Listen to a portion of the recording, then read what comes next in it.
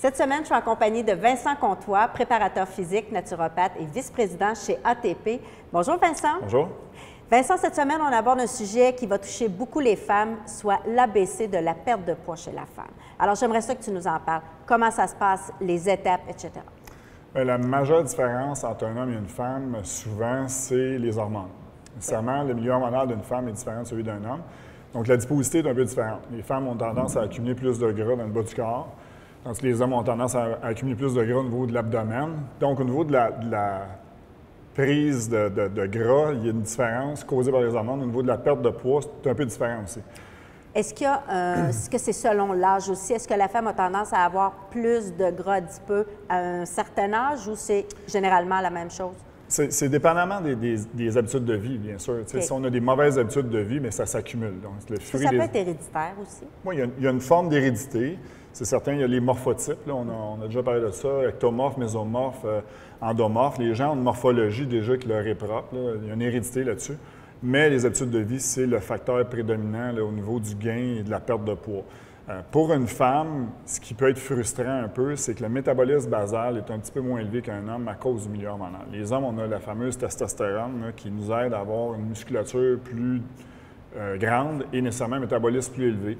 Chez la femme, c'est un peu différent. Donc, le niveau d'effort à fournir pour une femme est un peu plus grand qu'un homme. Donc, si vous avez ces discussions-là à la maison, là, vous avez raison un peu. C'est vrai que c'est un peu plus difficile. Mais en soi, c'est toujours de changer l'alimentation, d'avoir une bonne alimentation, de faire de l'exercice et d'avoir une fréquence. Moi, ce que je reproche souvent aux gens, c'est qu'on donne un coup puis on ralentit. On a de la misère à tenir le tempo sur une longue période de temps. Si on a pris du poids sur une période de 10 ans, mais on ne perdra pas en 10 jours. Et quand vous parlez, Vincent, d'une bonne alimentation, est-ce qu'une bonne alimentation pour un type de femme peut être la même pour une autre femme ou tout dépendant de la morphologie de la femme, ça peut être une alimentation différente?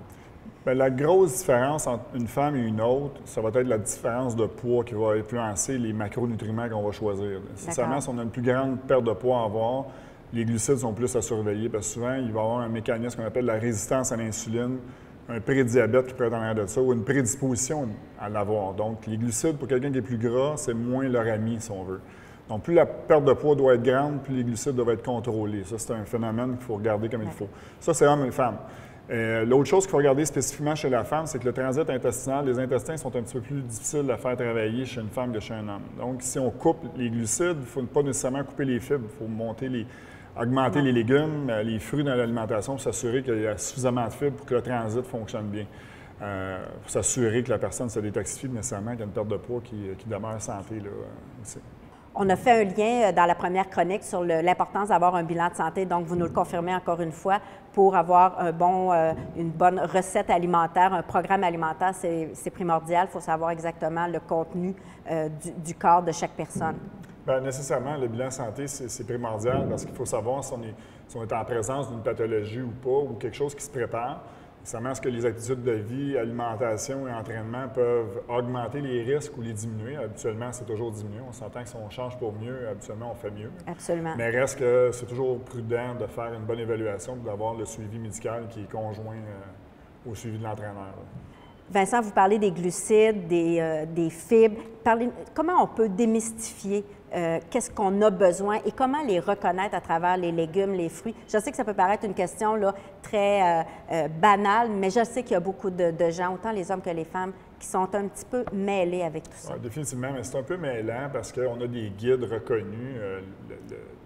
La nutrition comme telle nous dit que c'est important de manger telle quantité de glucides, telle quantité de protéines, telle quantité de lipides. Et on a des guides qui sont universels, si on veut.